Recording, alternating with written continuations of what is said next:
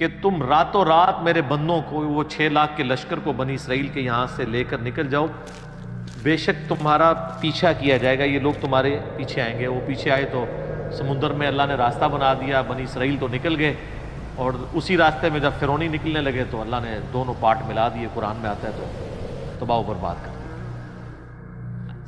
صحابہ نے کہا یا رسول اللہ وہ بڑھیا کا کیا قصہ ہے؟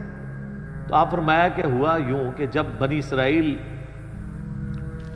مصر سے نکلے شام جانے کے لیے موسیٰ علیہ السلام کے ساتھ، تو وہ راستہ بھول گئے، تو حضرت موسیٰ علیہ السلام نے جو بنی اسرائیل کے علماء تھے نا ان کو بلایا، ان سے مشورہ کیا جائے کہ یہ مسئلہ کیا ہے۔ حضرت موسیٰ علیہ السلام کو انہوں نے کہا کہ جب حضرت یوسف علیہ السلام کی موت کا وقت قریب آیا تھا نا، تو انہوں نے بنی اسرائیل سے ایک عہد لیا تھا کہ جب کبھی بھی تم واپس ملک شام گئے نا تو میری لاش بھی قبر سے نکال کے لے جانا، مجھے وہاں پہ یروشلم میں دفن کرنا ہے۔ ان کا اچھا ٹھیک ہے جی بتاؤ قبر کی طرح، ان کا جی قبر بھی نہیں پتا ہمیں۔ انہوں نے کہا جی ایک بڑھیا ہے جس کو قبر کا ایڈریس پتا ہے، لیکن وہ کہتی ہے کہ موسیٰ کو میرے پاس خود بھیجو، میں اس کے ساتھ نیگوشیشن کروں گی تو جگہ بتاؤں گی قبر کی۔ حضرت موسیٰ علیہ السلام نے کہا ٹھیک ہے بات کر لیتے ہیں۔ تو کہا اماں بتا، انہوں نے کہا اس طرح نہیں ہے، مجھے اس کا معاوضہ ادا کرنا ہوگا۔ حضرت موسیٰ علیہ السلام نے کہا اس کا معاوضہ کیا؟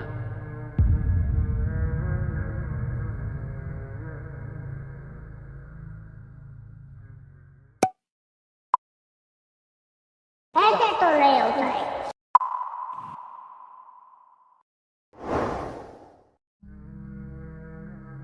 علی بھائی اگلا سوال ہے، میں نے اپنے بچپن میں ایک ذمہ دار بریلوی عالم اور مناظر مولانا سعید احمد اسد حفظہ اللہ کی زبانی ایک واقعہ سن رکھا ہے جس کی تصدیق علی بھائی سے مطلوب ہے۔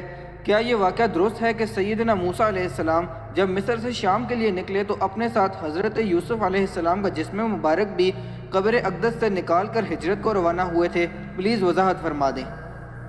دیکھیں یہ جو سعید احمد اسد صاحب ہے نا جی حفظہ اللہ تعالیٰ، ان سے میری ملاقات بھی آپ کو پتہ ہے فیصل آباد میں ہوئی تھی۔ یہ بریلوی مکتب فکر کے چند ایجوکیٹڈ علماء میں سے۔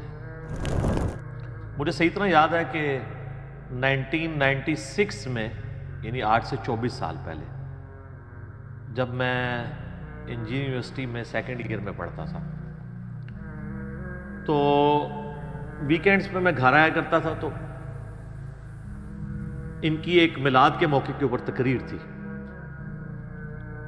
اس تقریر میں نے پہلی دفعہ شیخ ناصر الدین البانی رحمہ اللہ تعالیٰ کا نام ان کے منہ سے سنا تھا۔ میں خود بھی اس وقت کٹر بریلوی تھا،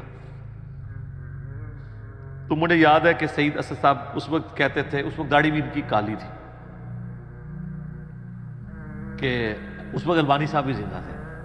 البانی صاحب فوت ہوئے 1999 تو کینسن اور سعودیہ چیک بیٹھے ہیں نا دا، ٹھیک ہے، تو حالانکہ وہ ان کا بھی کوئی نہیں ہے۔ اب اس نے اہل بیت کی محبت میں جو احادیث جمع کی ہیں نا، تو میں نے آپ کو بتایا کہ عنقریب اس کو بھی یہ رافضی کہہ دیں گے، وہ ان کا نہیں تھا، وہ اللہ اور اس کے رسول کا ماننے والا تھا، بڑا محب اہل بیت بنا تھا رحمہ اللہ تعالی۔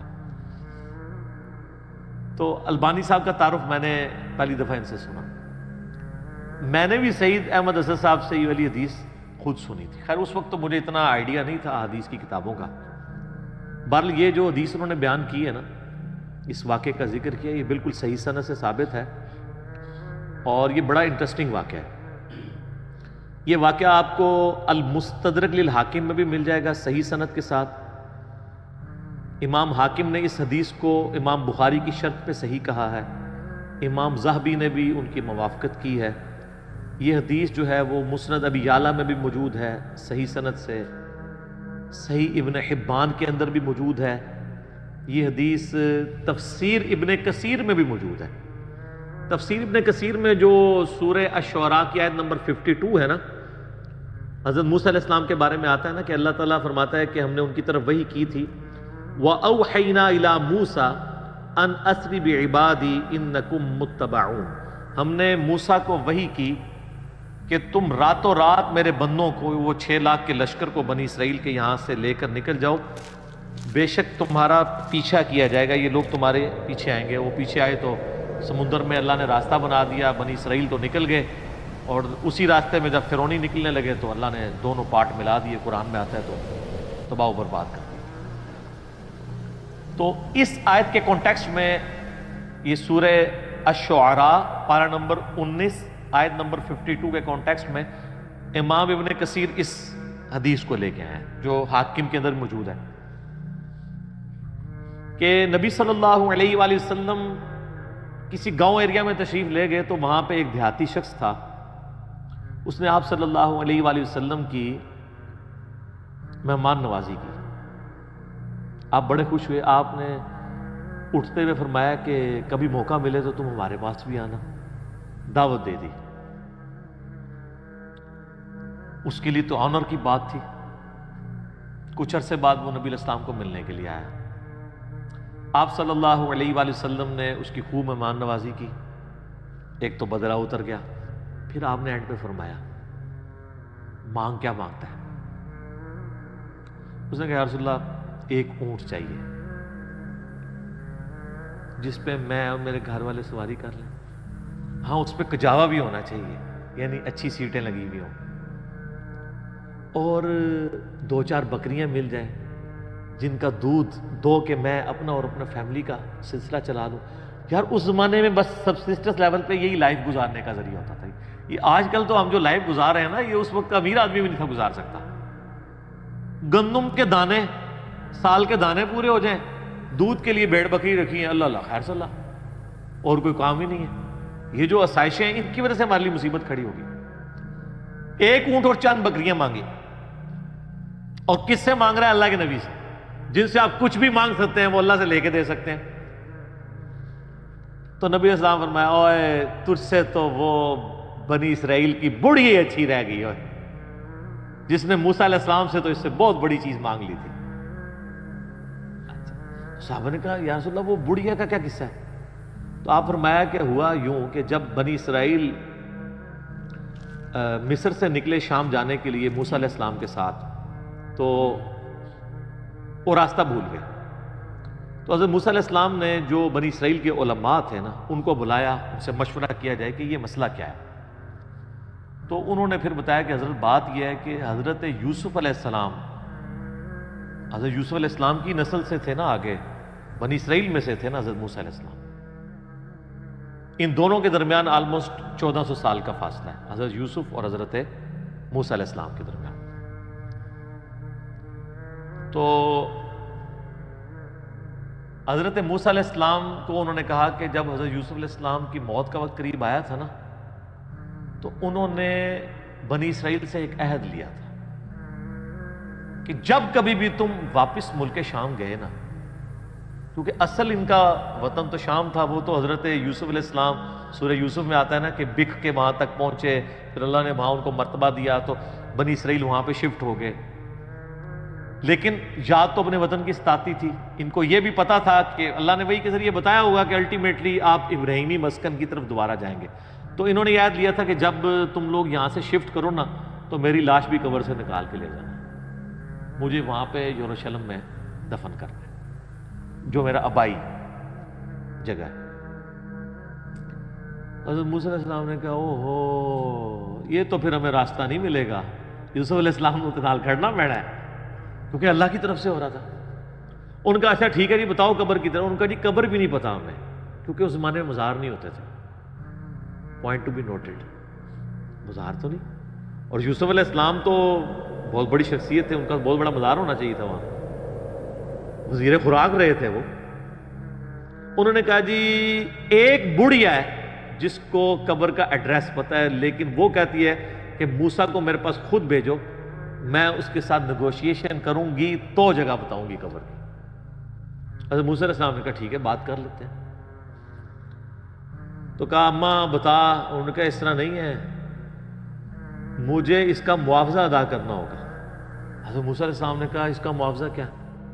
وہ تو ایکسپیکٹ کر رہے تھے کوئی پیسے، کوئی مال، کوئی بکریاں، کوئی اونٹ، جس طرح اس صحابی نے بھی مانگ لیا۔ انہوں نے کہا جی معاوضہ یہ ہے کہ میں جنت میں تمہارے ساتھ رہوں گا۔ اللہ، حضرت موسیٰ علیہ السلام کا رنگ فاق ہو گیا، چہرے پہ ناگواری کے اثار آ گئے کہ یہ کیا مانگ رہی ہے پھر دوسرا ہی میرے اختیار میں بھی نہیں ہے. تو حدیث کے الفاظ ہیں اللہ تعالیٰ نے اسی ٹائم حضرت موسیٰ کو وحی کی کہ آپ کمٹمنٹ کر لیں اس کے ساتھ. اوہ ہائے دینے والا تو اللہ ہے نا جی. موسیٰ السلام نے کہا ٹھیک ہے. اس لیے حضور نے اس اعرابی کو کہا او یار تجھے تو بڑھیا اچھی رہ گئی, یعنی تو مجھ سے جنت میں میرا پڑوس مانگ لیتا, تو نے مانگی تو دنیا کی چیز مانگی. جس طرح کہ صحیح مسلم میں آتا ہے کہ ایک صحابی تھے ربیہ, نبی علیہ السلام کو وضو کروایا کرتے تھے. ایک دن سمندر رحمت جوش میں آیا, فرمایا سل ربیہ, ربیہ کیا مانگتا ہے. وہ بھی تیاری کر کے بیٹھے سے, انہوں نے کہا یا رسول اللہ جنت میں آپ کا پڑوس. ہو سکتا ہے اس واقعے کے بعد یہ ہوا ہو, انہوں نے یہ بات سنی ہوئی ہو, اہم ممکن ہے, یہ میری اسیسمنٹ ہے. تو آپ فرمایا اور بھی کچھ مانگ لیں. ان کا نہیں یا رسول اللہ اس کے بعد تو مجھے کچھ نہیں چاہیے. تو آپ نے فرمایا پھر کثرت سجود سے میری مدد کر, یعنی اللہ کی عبادت کر کثرت کے ساتھ, میری شفاعت بھی تیرے کام آئے گی, الٹیمیٹلی تجھے جنت میں میرا پڑوس مل جائے گا انشاءاللہ. بلکہ آپ لوگوں کے لیے خوشخبری, بخاری مسلم میں حدیث ہے کہ ایک صحابی ہے, ان کا یا رسول اللہ قیامت کب آئے گی. آپ نے فرمایا کہ تو قیامت کے لیے تو نے تیاری بھی کی ہے. تو اس نے کہا یا رسول اللہ میں تو بس موٹے موٹے دین پہ چلتا ہوں, فرائض پورے کرتا ہوں, کوئی ایکسٹرا نفلی باتیں میرے پاس نہیں ہیں. ہاں میں اللہ اور اس کے رسول سے محبت کرتا ہوں. تو آپ نے فرمایا پھر اللہ اور اس کا رسول تمہارے ساتھ ہوں گے. حضرت انس بن مالک کہتے ہیں کہ اسلام لانے کے بعد رسول اللہ کے کسی فرمان سے ہمیں اتنی خوشی نہیں ہوئی جتنا اس فرمان سے ہوئی کہ جو اللہ اور اس کے رسول کے ساتھ محبت کرتا ہے اللہ اور اس کا رسول قیامت والے دن اس کے ساتھ ہوں گے, یعنی اسے بھی پڑوس مل جائے گا. اور پھر حضرت انس بن مالک کے الفاظ ہیں بخاری مسلم, اے اللہ میں اللہ سے, اس کے رسول سے, حضرت ابو بکر عمر سے محبت کرتا ہوں, گو میرے اعمال ابو بکر عمر والے نہیں ہیں, لیکن یا اللہ مجھے بھی اپنا اور اپنے محبوب کا ساتھ قیامت والے دن نصیب فرما, آمین. ہم بھی دعا کرتے ہیں کہ گو ہمارے اعمال بھی صحابہ اور اہل بیت والے نہیں ہیں, تب بھی اللہ تعالیٰ محض اپنی رحمت سے, اپنے نبی علیہ السلام کی شفاعت سے ہمیں ان مبارک ہستیوں کا پڑوس قیامت والے دن نصیب فرمائے, آمین ثم آمین. اچھا تو اب وہ بڑھیا نے کہا کہ جی میں آپ کو پتہ بتاتی ہوں. اب وہ بڑھیا جناب ان کو ایک تالاب کے اوپر لے, حدیث کے الفاظ ہیں وہ تالاب بھی بالکل سبز ہو چکا ہوا تھا, یعنی بہت پرانا تالاب تھا, کوئی اتنا یوز میں بھی نہیں تھا, کوئی سمجھ لیں آج کل جس طرح کیچڑ والا کوئی جوہڑ ہوتا ہے. اس نے کہا جی اس پانی اس کا نا تالاب کا باہر نکلوائیں, اس تالاب کو خشک کریں. وہ تالاب خشک کیا گیا تو اس کی بیسمنٹ کے اندر اس نے نا ایک جگہ لوکیٹ کی کہ یہاں پہ آپ کھودیں, یہاں پہ اس کی قبر ہے. دسو کسی لبنی سی, اس مانے علم غیب ہی نہیں سی ہوتا, نہیں تو لب جانا. ٹھیک ہے, بزرگوں کہتے ہیں نا علم غیب ہے, وہ جب تک اللہ نہ بتائے تو پیغمبر کو بھی نہیں پتہ چلتا. تو خیر وہ قبر کھودی, اور حدیث کے الفاظ ہیں کہ انہوں نے حضرت یوسف علیہ السلام کا جسد انور نکالا, تو پھر بنی اسرائیل کے لیے جو ہے نا راستہ بالکل واضح ہو گیا, پھر وہ اپنے سفر پہ چل.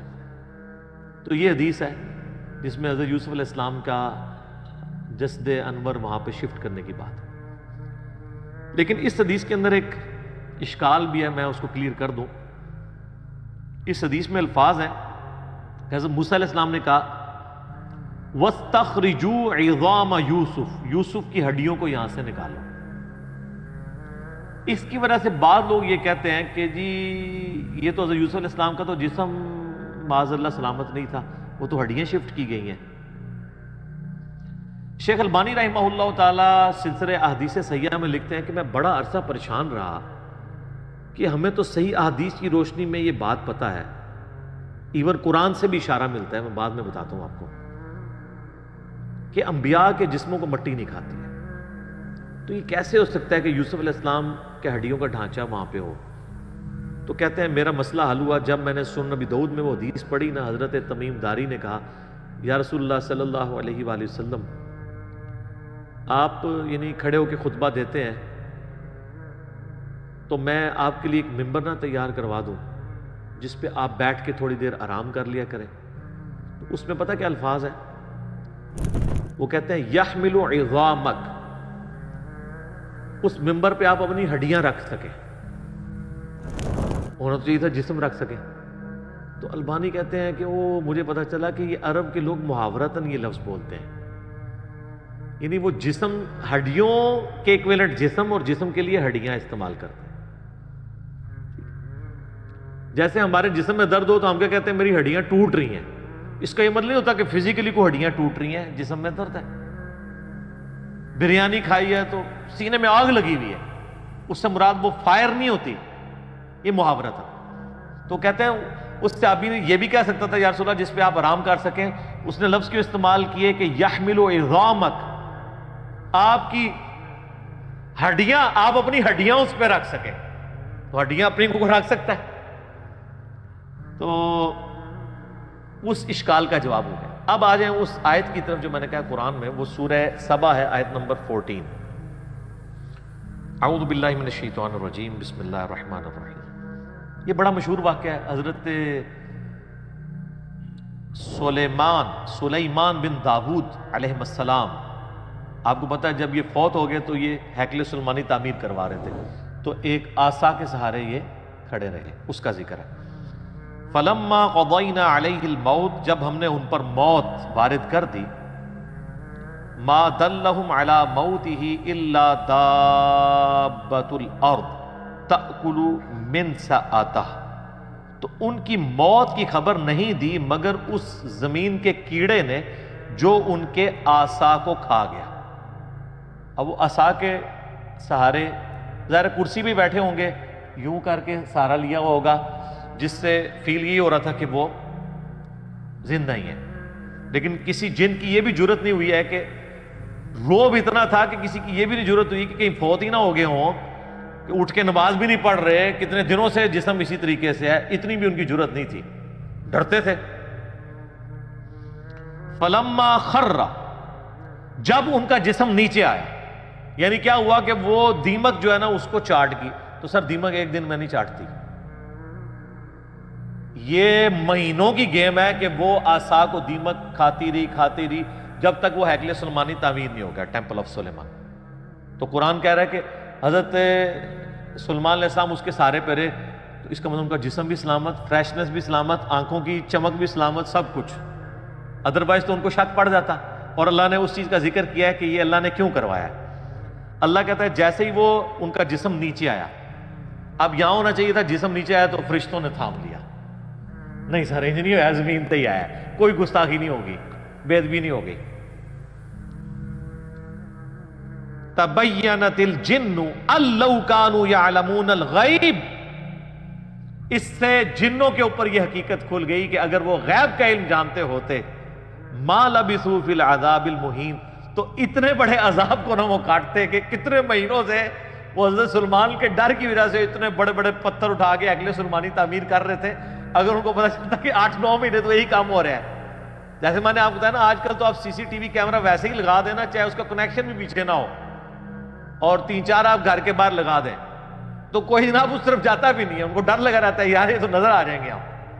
تو اللہ تعالیٰ فرمایا کہ علم غیب اگر جنوں کو ہوتا نا تو ان کو کیوں نہیں پتا چل گیا کہ یہ فوت ہو گیا. تو علم غیب والا عقیدہ اللہ تعالیٰ نے بڑا قرآن میں کلیئر کیا ہوا ہے. آپ نے نہیں ماننا تو نہ مانے، ایک علیحدہ بات ہے.